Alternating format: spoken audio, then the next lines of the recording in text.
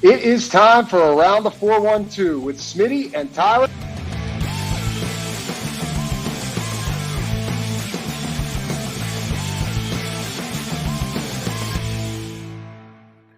Welcome back to another episode of Around the 412. I am Tyler. With me, as always, is my co-host Smitty. Go follow us on all of our social medias at Around the 412. And also, we got a new sponsor to talk about. We're talking about Game Changers. I'm sure over the past, 6+ months, you've seen Smitty rocking a lot of these cool graphic design t-shirts. He's rocking the Marvin Harrison Jr. one right now if you're watching over on YouTube. Well, they were gracious enough to give us a code for all of you guys to use over on their websites, GameChanger.la and PickSix.la. Two different websites, PickSix.la, emphasis on the football design shirts. I feel like that's pretty obvious. GameChanger.la is everything else, and we're talking basically everything: baseball, basketball, football, or football's the other one, hockey, WWE. Smitty, I believe, had a Cody Rhodes shirt when he went to WrestleMania. But I also have Kurt Angle and Randy Orton from them as well. There you go. And you can also, I was just looking on their website actually before recording this, you can also match some of your favorite athletes as well, because they've got some professional athletes rocking their stuff as well. CJ Stroud, Bryce Harper, DeMar DeRozan, to name a few.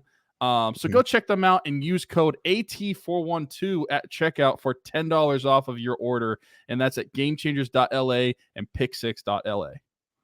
Boom. Nailed it. Game Changers. I've been rocking them for a while. I think I have over 25 of their shirts in my collection at this point in time. That's like you started wearing them like 6 months ago and you're like 25. That's ridiculous. Yeah, I'm a huge fan. And most of them are in this pepper style, this like vintage, almost like, it's not charcoal, because I think charcoal is another color that they have on there, but it gives it like that vintage look. Heather gray. Maybe, yeah, they're like an oversized shirt as well, so some people even want to go maybe a size below if you want it to fit true to size, but I love the way that the XL fits me, and I wear an XL normally, so huge fan. So big shout out to Game Changers, super gracious, and I'm so excited to have this little partnership going. So again, AT412 at checkout saves you $10 over there. But Tyler, what we have not done yet, even though it's just 1 week away, you and I have not done a mock draft together. This is the first time we're going to step in the lab and do a full 7-round Steelers mock draft on the show in real time. We are going to decide what these picks are going to be, have the conversation. This isn't like it's pre-recorded and uploaded, but like that we are doing the draft together right now. This isn't predetermined as to what our picks are going to be. You and I have not discussed any strategy ahead of time. So I'm excited to see how this goes. We might differ. We got to have some conversation. We can trade up. We can trade down. Without any further ado, I'll share my screen and we can just kind of maybe dive right into it. With you sharing your screen, I will also say I'm not going to be hurt feelings if most of you on the audio platform choose to stop listening right now and go over to YouTube, because it's definitely going to be a better, more inclusive experience if you're watching over on YouTube, because we are on PFN's mock draft simulator right now, so you'll be able to watch everything as it's happening. But if you want to stick around on Spotify, Apple, or wherever you're listening to the show, feel free. You're more than welcome to. But I'm just saying, YouTube might be better if you want to hit pause right now and then go over and watch. I know some people that specifically do listen to the show because they're listening like on their way to or from work. If you're one of those people, please do not go switch over to YouTube and start watching the show. Just continue to listen. We'll talk you through the picks and we'll explain why we're doing it, with trying to make you feel like you are watching the show. So, all right, Tyler, I will get this going. 7 rounds, only drafting for the Steelers, obviously. Enter the draft. Let's just get it rolling. If there's something that jumps out to us, I might pause. Honestly, right away, I got to pause because Drake May at 2 is something I already 1 week out disagree with. Very much believe this is going to be Jaden Daniels, not necessarily what I would do, just what I think is going to happen. And then New England sticking at 3 doesn't go quarterback. So I don't know, 2 and 3, I'm already a little bit off with what this has decided is going to happen, the computer here. I agree. I think that at this point, Jaden Daniels. Now, I will say, if you're talking about like 2 months ago, this looks pretty chalk as to what everybody had. Yeah.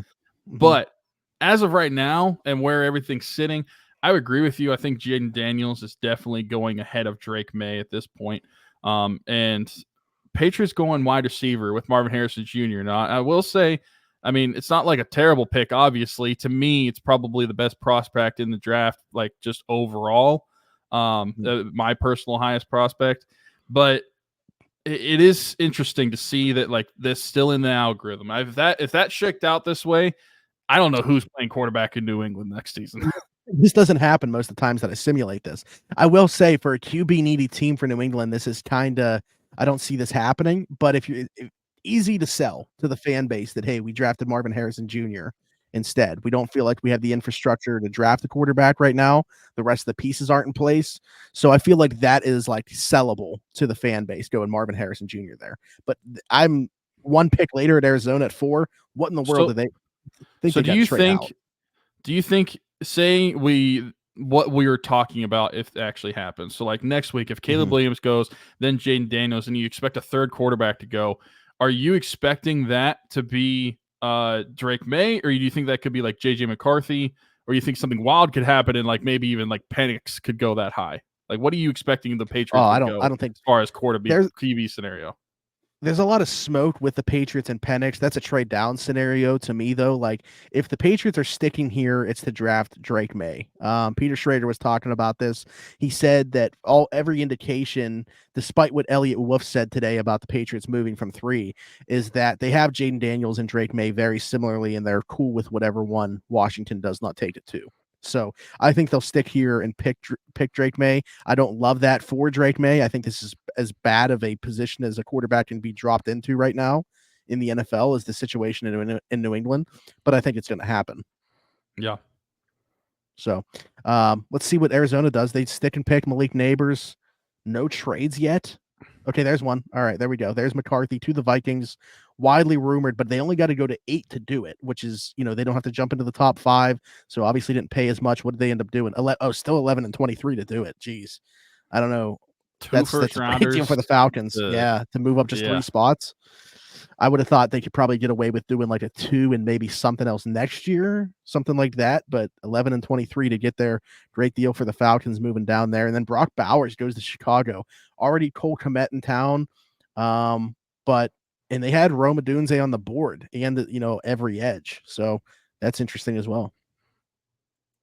This right now is a Steelers friendly draft so far. Well, yeah, and the Packers just jumped up here. The Falcons traded again. So the Falcons have turned pick number 8 into 25, 20, or 23, 25, 41, and 202. So 2 first rounders, a second rounder, and 202 might be late 6th, early 7th, something like that. That one's not as prevalent, but they're moving down the board, and the Packers jump up for Terry and Arnold. We got to get Jake Chavink's thoughts on this. Now we're seeing some Steelers guys go, though, right? As we get closer to, like we just saw. Yeah, for sure. Fuanga, Troy Fautanu, Brian Thomas, who Peter Schrader had in his mock to the Steelers at 20, and then Amarius Mims, certainly very much in play. Probably right now. Yeah, I would say like 1 week out, this is my prediction, is Mims to the Steelers, but in this case, it will not be able to be the case. Verse Dallas Turner. Okay, now we get those edges. Quinyon Mitchell could have been in play. I'm going to... 1 pick before they take Quinyon Mitchell. Yeah, I'm just going to hide these for now so we can look at the board, but 31, 63, and a 4th. That 4th is irrelevant because we're not making that pick, so that doesn't play into it. Okay, and we obviously wouldn't take this because we're moving down 4 spots and not making the other pick. So that maybe we can consider, but we'll come back to JC Latham. This is, you mentioned earlier, it was looking like it could be a very Steelers friendly board, but then we got to 13. But then 14, like 7 to 8 picks before the Steelers were taken, all of their prospects would have been taken off the board, at least the likely ones. So short list here: JC Latham, Nate Wiggins, Cooper DeJean, Graham Barton, Powers Johnson. I would think Kool-Aid, if you want to include him a little bit further down there as well. A.D. Mitchell on the board if we wanted to go receiver. I've done a trade down scenario where he's the guy. But how do you feel about this board, or do you like the idea of potentially looking at a trade? Trade is interesting. I think if I'm the Steelers right now, I think I'm just looking at the positions of need and how much I value them. Because immediately to me, the one guy, and I'm not the Steelers, so I can't think this way. or I don't have to think that way. But like the one guy that Mhm. I would be very tempted to take and is very sexy to me is Byron Murphy, being available at 20. We always talk about how defensive tackle is a sneaky need for the Steelers, and I just love Byron Murphy, so that would be a hard pass for me personally. But if I'm looking at where I think the Steelers would go, I don't think they go J.C. Latham. If the board fell this way, I'm looking down, and I think that they either are deciding between Cooper DeJean or Graham Barton for pick 20 if they stick there. I think you're looking to fill some of your needs, and whether Graham Barton starts out as your starting center or if he even plays center in the offense, I'm sure that they would draft him for that. But Graham Barton has the versatility to be able to move to various positions along the offensive line. He actually hasn't even played center since his freshman year of college. But Cooper DeJean, we've been looking for that slot corner, and I know he's listed as a safety. I'm pretty sure Derek said that he likes him better as a safety. But slot corner is another position that the Steelers are going to be looking for. And I think Cooper DeJean could fit that well for them and I think it fits better than just bringing back a guy that you were familiar with from like the past season. So if it's me, I'm between one of those two guys right now, Cooper DeJean or Graham Barton. The other guy that I would throw in there, not necessarily because I would want to, but just because if you're looking at trying to read the tea leaves, the Steelers, you're looking at like 3 different visits basically for boxes to check to make them a potential Steelers first round pick. Nate Wiggins checks all those boxes. I mean, he should certainly be considered here, regardless of if we think that he should be. I liked him as a player, just really question the fit specifically for the Steelers. Zone heavy at Clemson. Didn't see a ton of him coming up and helping out in run support. Very light frame. I know he added 9 pounds from the combine to his pro day, but still a very, very light corner. Obviously track speed. I think he's one of the better cover corners in this draft, but I just question the fit specifically for the Steelers because of what they asked their corners to do in run support.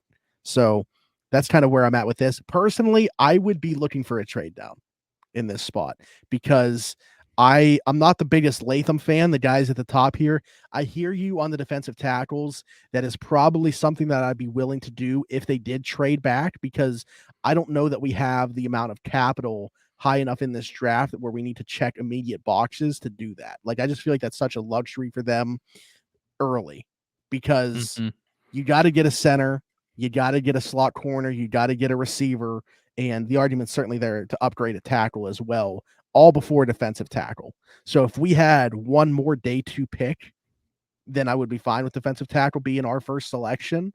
But without that, for me personally, I can't get on board. Well, then I feel like we got to go look at San Francisco's offer.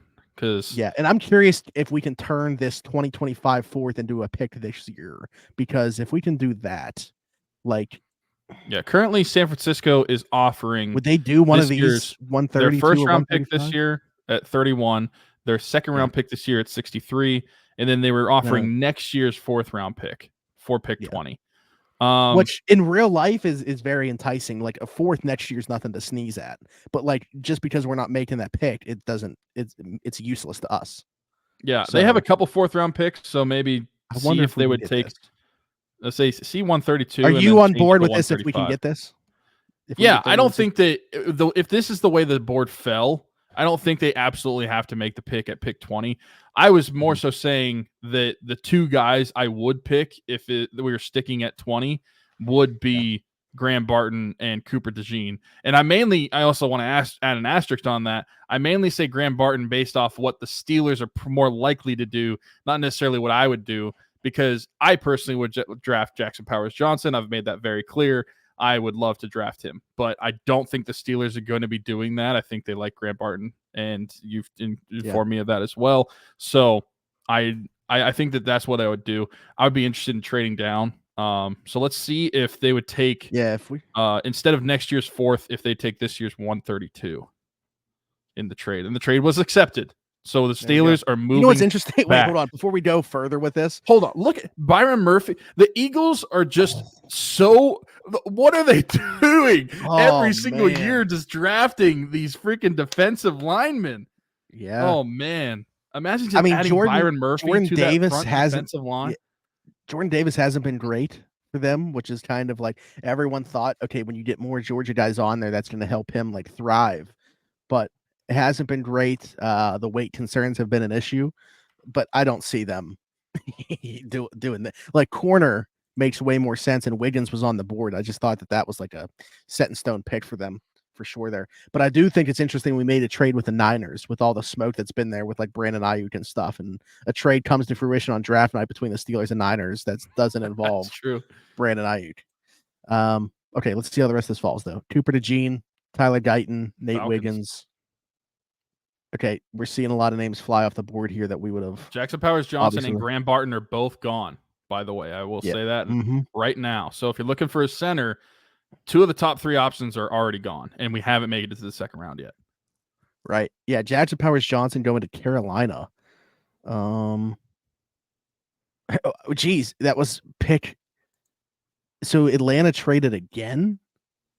Atlanta's just been wheeling and dealing in this mock draft here. Tampa moved up 1 spot and gave up a 3rd-round pick to do so to Atlanta. I mean, Atlanta's cleaning up in this first round, just accumulating draft picks. They get Cooper DeJean out of this after picking at originally slated to pick at 8 in just an absolute haul of draft picks. But okay, we are on the clock now at 31. The board for us at the top here, Johnny Newton, A.D. Mitchell, the quarterbacks, Penix and Bo Nix, your boy, Kingsley Suamataia. Did I say that okay? You did. Jordan Morgan, Ladd McConkey, Zach Frazier's there. I'll be honest, this is a situation where I know we've talked about the depth at the position. A.D. Mitchell to me might just be like a can't with no wait. Did we have trade offers? We did.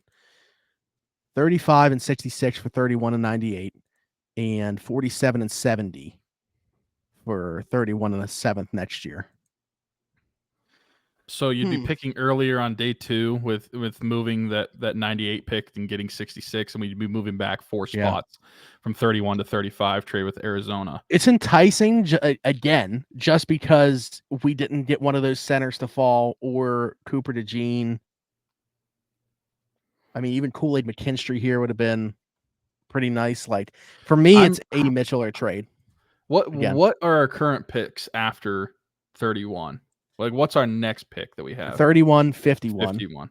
Okay, because I'll be honest, as of right now, knowing that Jackson Powers-Johnson and Graham Barton are both gone, I would be very nervous if I were the Steelers right now, thinking that I'm going to have to get one of these free agent centers because I'm going to miss out on one of the top 3. Well, that's why I don't want to take him at 31, but if we slid back to 35 to take Zach Frazier. I think that, and I guess that is probably where you're going to have to determine, do you value the potential of a starting center more than you do a wide receiver 2?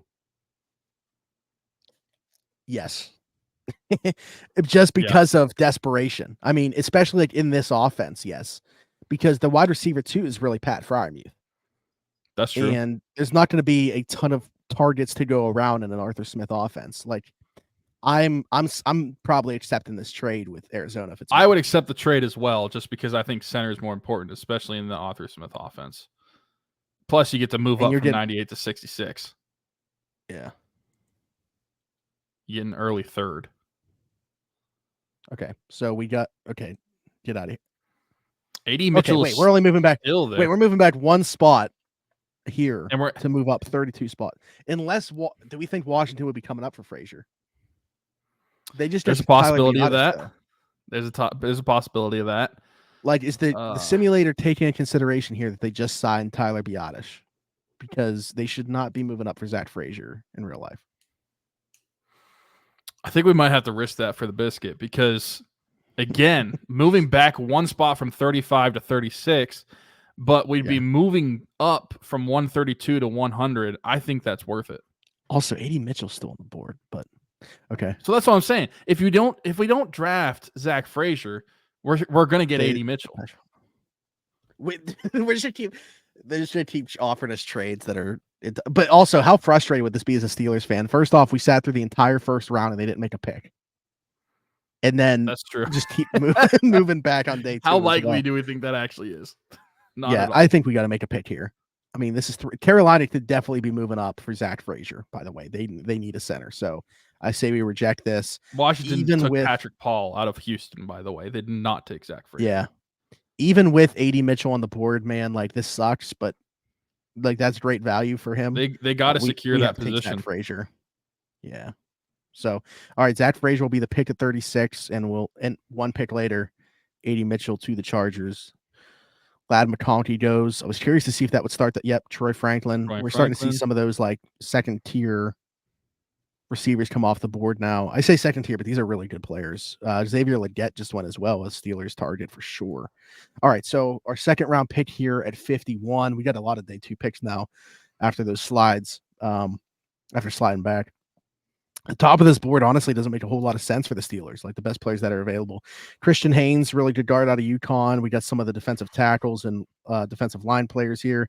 Darius Robinson, who's a tweener out of Missouri. The Steelers have shown interest in him, but not spending this pick at that position. Leonard Taylor, D tackle. Chris Braswell. That would be hilarious to have on the same team as Chris Boswell, but we can't do that. Cam Kitchens. And then I think there's guys that actually we could have the conversation about. Jalen Polk's there.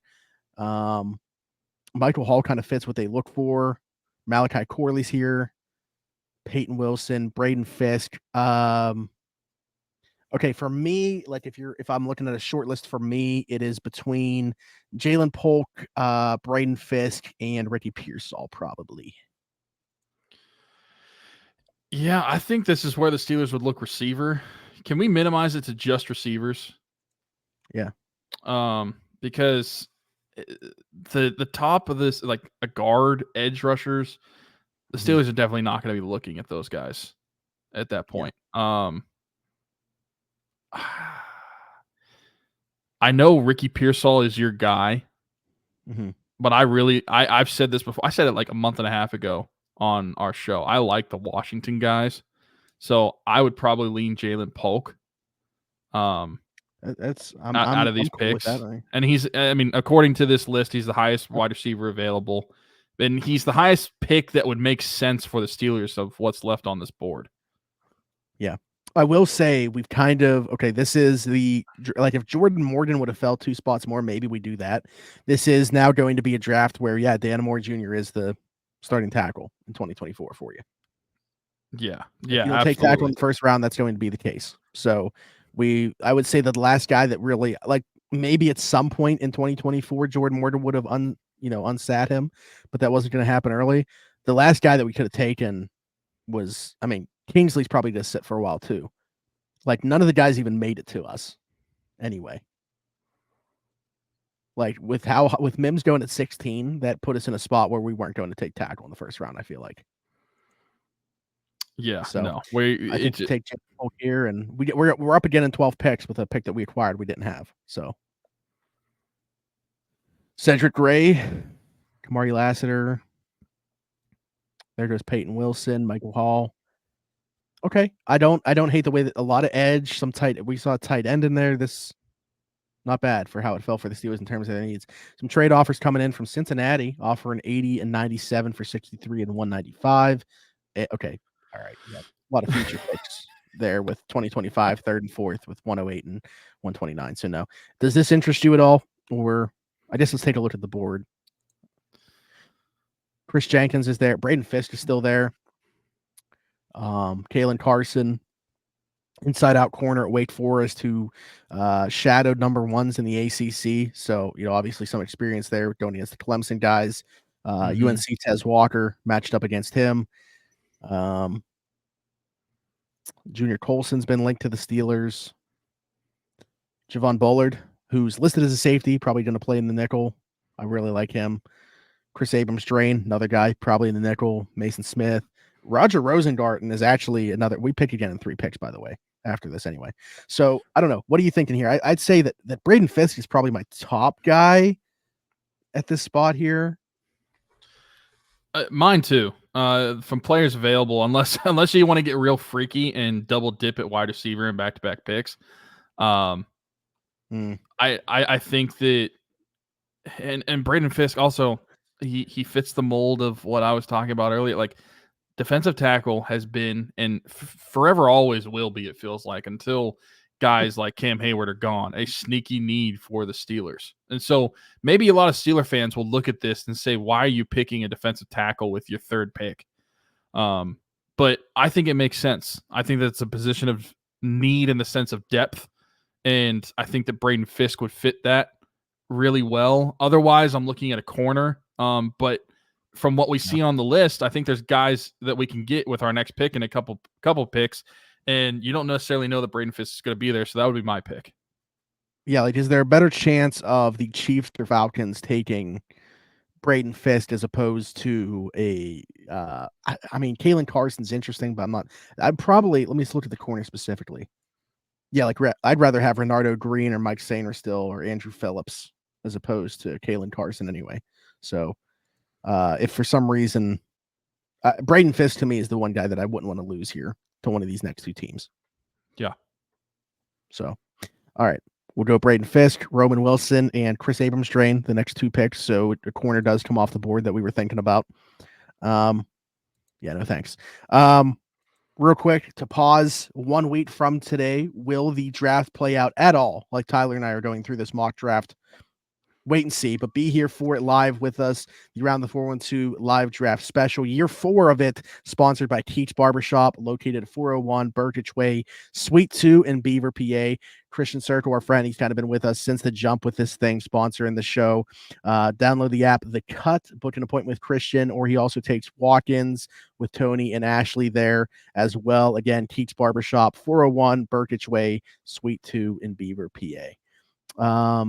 Okay, so we're on the clock here again. We didn't really lose out on anything that we were like. Chris Abrams-Drain, interesting player, but he wasn't even like the top corner that I was thinking about there. So okay, Junior Colson's there. We haven't taken a linebacker yet. Would they? Do I want them to in this spot?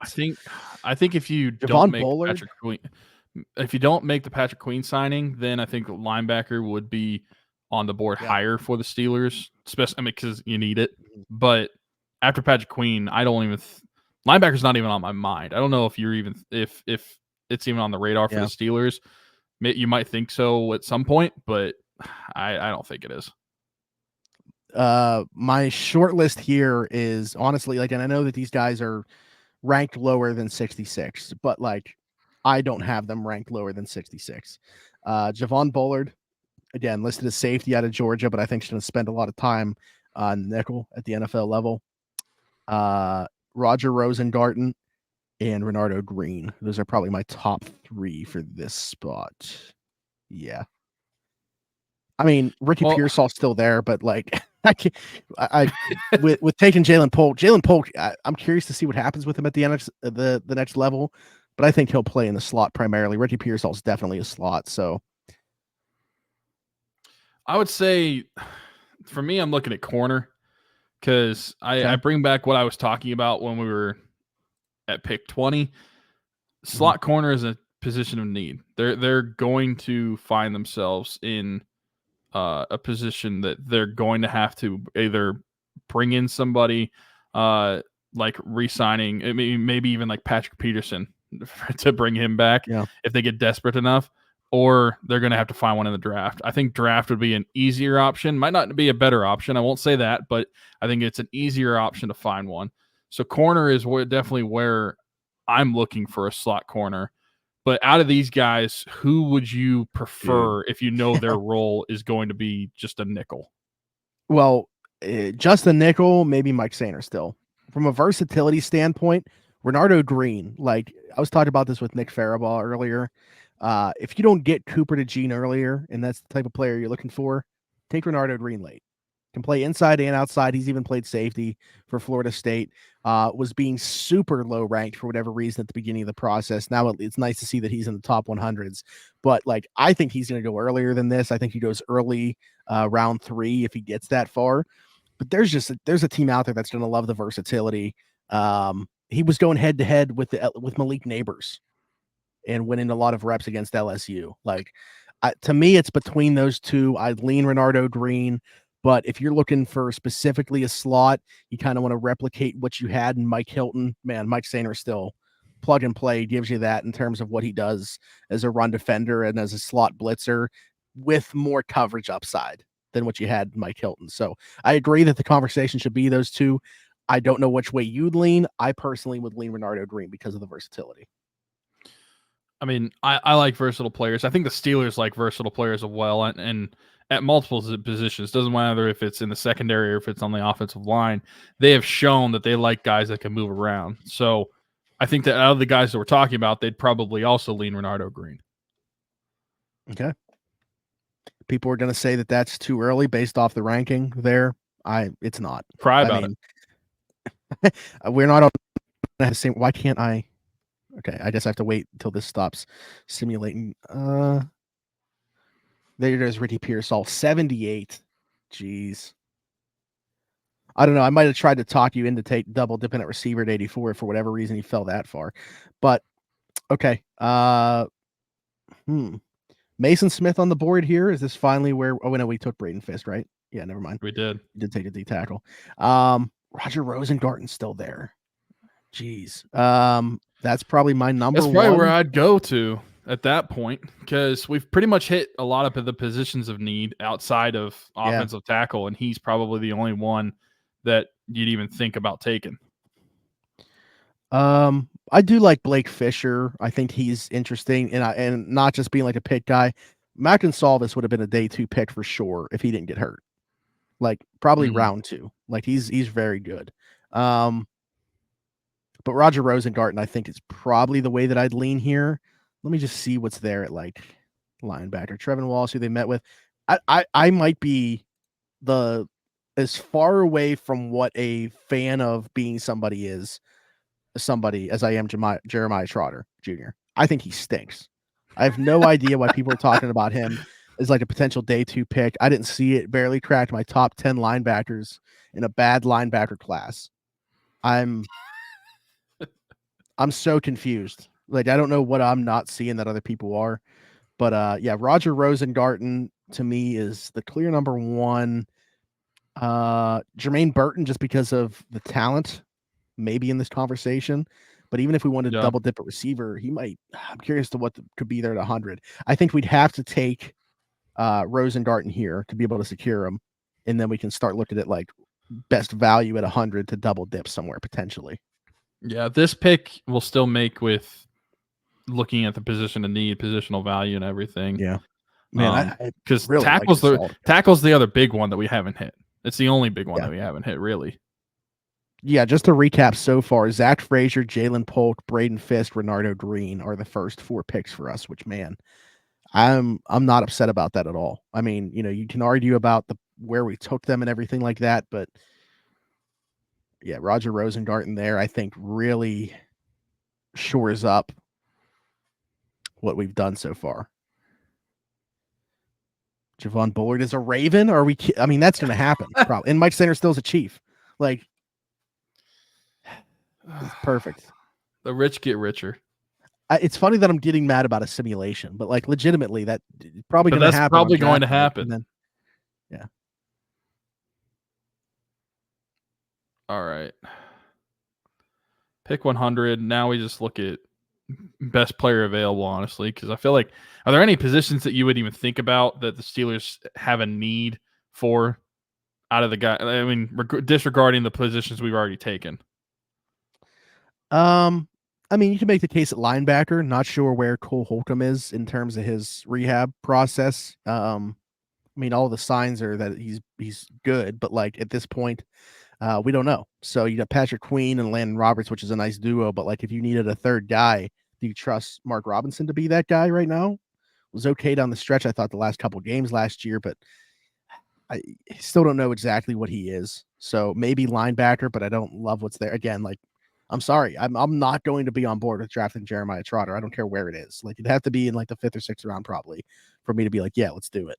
And there's not anybody I didn't know you hated right now that entices me. I would rather take like Eddie Ulafashio out of Washington than take Jeremiah Trotter. I'll take your word for it. So at this pick, really like Jaden Hicks out of Washington State. Really like Jermaine Burton as a player. There's obviously, that's just based off talent. he's not here anymore. Like far gone, just based off his tape. That's not the question with him. So Andrew Phillips, I like a lot. We wanted to go another corner. I don't know. That's probably the ones I'm Jamari Thrash, if another double dip wide receiver potential, but I would just take Jermaine Burton.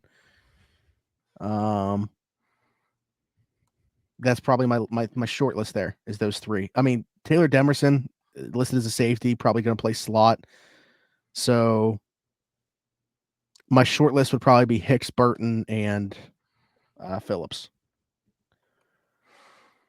I'm trying to think of how I feel about our safeties, because double dipping at wide receiver is something that we've talked about could be a realistic option for the Steelers in this draft. Yeah. So if we wanted to I'll play be honest, into looking at what's left there, he's the last one that I feel like, just from a football perspective, if everything else is, if his head is screwed on right, just from a football perspective, he's the last one that I feel like is going to be a potential 2 or 3 at the next level. These guys down here, Malik Washington, Jamari Thrash, Brendan Rice, I do like Javon Baker quite a bit. Luke McCaffrey, so new to the position, just 2 years at receiver. They could definitely be contributors. Jermaine Burton could be a legit 2 or 3 in an offense. Then I feel like we got to take him. I mean, even though probably won't be here at this point in the real draft, but for our mock draft, I don't know, man. Like, it sounds like he's not even on some, like Dane Brudler was talking about it. Some teams don't even have him on the board. Like 2 different coaching staffs, Georgia and Alabama, not glowing stuff about him. I mean, there's going to be teams that he's not even on their board. So do you trust the Steelers to be able to rein him in enough to get production from him for 3 or 4 seasons? I mean, it's not apples and oranges, but they did take George Pickens when nobody would. I know. Yeah, we've had. Yeah, there's a history there for sure. I feel like they want to find the diamond in the rough. That's where you want to go. I would, because and to play into some of the realism of it, actually, because the Steelers are probably going to, or not probably, but there's a realistic opportunity for them to double dip at receiver, especially when you look at the depth chart currently in place, and they haven't brought in via trade or free agency another top 3 wide receiver. I think it's a realistic option for them. Yeah. Okay. We are on the board again at 119.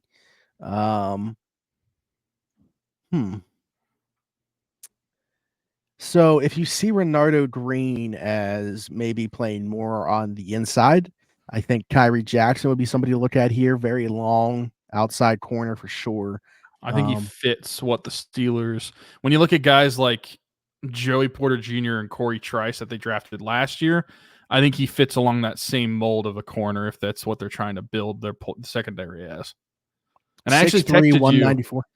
I texted you a mock draft the other day, and I said this is the draft, and I did have the Steelers taking him. Oh yeah, that's right.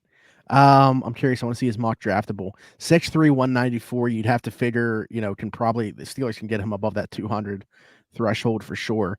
Corey Trice is on here. Yeah, one of his most comparable players, 75.8 percentile, as well as Sauce Gardner, Joey Porter Jr., 74 percentile. Same. So he definitely is within that same mold. So yeah, I'd have him on the short list here. Maybe if they were going a running back, I think Jalen Wright is probably the guy. If they were looking for a third guy there, but maybe Cordell Patterson takes that out of the conversation. And there's nothing there at like linebacker for me right now, in my opinion. I don't think linebacker is going to be there. Player, but yeah, it just doesn't seem like the value's lining up. I would rather, again, take like Eddie Ulofoshio later, or like somebody that can do just one thing in like the 7th round or something. Tommy Eichenberg. Like there's just a good run defender later on. So I would probably, I'm on board with Kyrie Jackson here. As am I. Okay. Steelers would just collecting the infinity gauntlet of tall, lanky corners. Yeah. Yeah. 98 percentile height. He's actually close to 6'3" and 3/4. 194, 78-inch wingspan, which is 84 percentile, 32 and 3/4 arm length, which is 89 percentile, 10-yard split, 1.5 seconds, which is 82 percentile, broad jump, 133 inches, which is 95 percentile. You know who else is out as much draftable? Actually, funnily enough, is Justin Lane, former Steeler. So players they've drafted, there's 3 of them on here.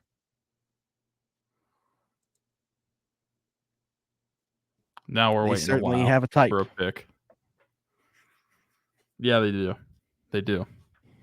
Just like they have a type in wanting to. MJ Devonshire, Pitt guy, by the way. I didn't see which team nabbed him, but he Philly. went Eagles. Right after Daquan Hardy goes to the Browns. So and right before former BYU tight end goes to the Eagles. He was at BYU? Dallin Holker? Yeah. Yeah. Oh, wow. I kind of liked what I saw from him at Colorado. Yeah, he transferred from BYU last season. Okay, I see who I like here. Mo Camara out of Colorado State. Really interesting edge player that I feel like he's just coming into his own. Brett Coleman put up a video of him. Big fan. Super heavy hands. Really good athlete. Great bend around the corner. Certainly a project here, but you're talking about in the 6th round, early 6th round. That's probably the guy at the top of my list. It's either him or a linebacker, I think, at this point. Just get some more edge help. Right now, unless they're bringing Marcus Golden back, you got TJ, Alex Highsmith, Nick Herbig, and then I don't know what else. So I think there's certainly the case to add some depth to the edge there. So, well, especially when you look at what they opened the 53-man with last year and pretty much carried throughout the entire season, they only had 4 edge guys. So do you think that he would be able to be that 4th edge guy? I mean, I do, but I don't know if they see it that way. They could still add a veteran at some point too, even if they drafted him. So like Marcus Golden's still sitting out there right now in free agency. They could very possibly bring him back post-draft. So for me at this spot, I'd be either double dipping at defensive tackle because I really like Christian Boyd and Gabe Hall, who are both still on the board, or Mo Camara. Well, I'll take your word for it, and I'll let you pick this one with Mo Camara. I'm assuming that's where you were going to go. Okay. Yeah. I mean, if it was just me doing this, that's where I'm going. So, I mean, considering late in this draft, if you can get the 4th edge guy, I think that'd be worth it. Now, this next pick, I'm very curious what linebackers are still going to be there because this is probably, out of the guys that we've been talking about or mentioning, this is where I would look. Yeah, I would probably take there. That's probably who I would take right now. Is there anybody that's down the board more? Steel Chambers is this low? Jeez. It's like that's undraftable for them. But I mean, a specific role he could play. But yeah, Eddie Olafosio out of Washington. Just a quick glance, 9.67 RAS. Obviously, talk about a run and chase guy, 6 foot 236. I'm actually curious to who they have as his mock draftables because I can't even I'm not a guy that loves comps to begin with, but there's not one that comes to mind right away for me with him. Well, I don't mind. I don't mind realistic comps just based off of height and size and everything. You're gonna laugh at this. Sione Takitaki. Oh, Sione Takitaki. Oh, really? Another BYU guy. D'Amico Ryans, Jerome Baker, Bobby Wagner, and then a lot of like Trevin Wallace, who's also coming into this draft class, 98 percentile. They're the same player. Shout out to Sione Takitaki, by the way. He became a father recently, so shout out to him. But listen to some of this stuff. 94 percentile broad jump, 93rd percentile vertical, 85 percentile 40-yard dash, 83rd percentile wingspan. So it's really just the height and weight. He's 6 foot, which is only 15th percentile, and he's 236, which is 38th percentile. But as an athlete, he's upper echelon. Then I'd take him. I mean, like I said, this is where I'd probably look at some of the linebackers that are available if you were going to take one, just because the value wasn't there before. And actually mentioning that draft that I texted to you the other day, he was also a part of it. He was my pick at 195 as well. So this is matching what I sent you the other day. Oh well, now we're just waiting for this thing to finish up. We've drafted all our guys before the end of round 6. We don't have a 7th rounder. We moved up obviously a couple times there in pick swaps to get up. So, but I'm fine with this. I don't think that this class has like that type of depth. More and more because of NIL, you're seeing less and less underclassmen come out. The draft classes are just depleted a bit. So, while we wait for this to finish up, I guess we can talk about Everything Custom Designs. Our friend Haley Wagner's small business, customized clothing, t-shirts, hoodies, a lot of different stuff. Also recently started doing tumblers, which I got right here around the 412 glass tumbler, glass, wooden lid, glass straw. I love it. Have already used it basically for everything that I've drank over the last 48 hours since getting this. So shout out to Haley Wagner. Everything Custom Designs. Her Facebook link will be in the description of the show, wherever you're watching or listening. All right. It's ended up. I don't think this is what we would have definitely predicted whenever we hit start draft. No. But I would 100% sign up for this if somebody showed this to me and said this is what the Steelers are coming away with. First and foremost, we end up being able to make 9 selections. We turned 7 into 9 because of moving back a little bit. So we moved to 36. Obviously, didn't have a first round selection due to that. Zach Frazier, Jalen Polk, Braden Fisk, Renardo Green, Roger Rosengarten, Jermaine Burton, Kyrie Jackson, Mo Camara, Eddie Ulofoshio. I'm very satisfied with this draft haul. What do you think? I think it's great. I think that early on, you look at just the positions that we were taking: center, wide receiver, defensive tackle, cornerback, tackle, before we double dipped a receiver. I think that those 5 picks, you were really keying in on some of the needs, the key needs for the Steelers, because you're needing some starters at all those positions. You got potentially your starting center. You got potentially your wide receiver too. Defensive tackle, as much as people are going to question taking a defensive tackle at 63, I think Braden Fisk is good value there, and defensive tackle is always going to be a need for the Steelers. It's just going to. So get over it, people. You get a slot corner in Renato Green and Roger Rosengarten. He's not going to be your starting tackle. You're definitely signing up for Dan Moore Jr. to be your tackle and opening up the 2024 season. But, maybe it's a project piece that you could mold him into a starting tackle down the road. I don't think that's a bad idea. Jermaine Burton, you're definitely taking for the talent, and double dipping at receiver, which we mentioned was a realistic option for the Steelers to do in this draft. Maybe not these 2 positions and definitely not these picks, probably because we made so many trades. But I do think that that's a realistic option down the road for the Steelers next week. Kyrie Jackson, we just talked about him. He fits the mold for what the Steelers have shown over the last year or so, what they want on their boundary corners. So if you're going to, and even the picks or on the mock draftables, the picks that we were talking about last year with Joey Porter Jr., Corey Trice, he is in the high percentiles for both of those guys. Mo Camara, you mentioned that he could be your 4th edge, and then Eddie Ulofoshio, he is a linebacker who does one thing well, but that's okay when you're taking him that late. You can kind of bank on that, and that's just more of a 967 RAS. I mean, 967 RAS. Yeah, I mean he's just a little undersized. That's really all it is. But I would be perfectly happy with this draft. I don't think it is as near as if we got this draft, if I compared it to last year. What's that? We took 3 Washington players and 2 Florida State players. I did notice we took 2 Florida State players back to back. But yeah, we did take 3 Washington players. And we also took hold on. Remember the narrative we were talking about on the West Coast? We took 3 Washington players, a Colorado State player, and an Oregon player. Mm-hmm. Yeah. All right, this is chalked. They're breaking the trend. This is the year. This is the year. There's too many good players on the West Coast for them to not end up with at least one. I'll put that in. I'm putting my stamp on that. They drafted at least one player this year from the West Coast. You have to. But I like it. I think that addresses a lot of positions and needs. You get some good players at those positions. some potential starters from day one. I like it a lot. I would be really happy if the Steelers came away with this haul. Hopefully they can get something similar next week. I don't expect the Steelers to make as many trades as we did, but hey, you never know.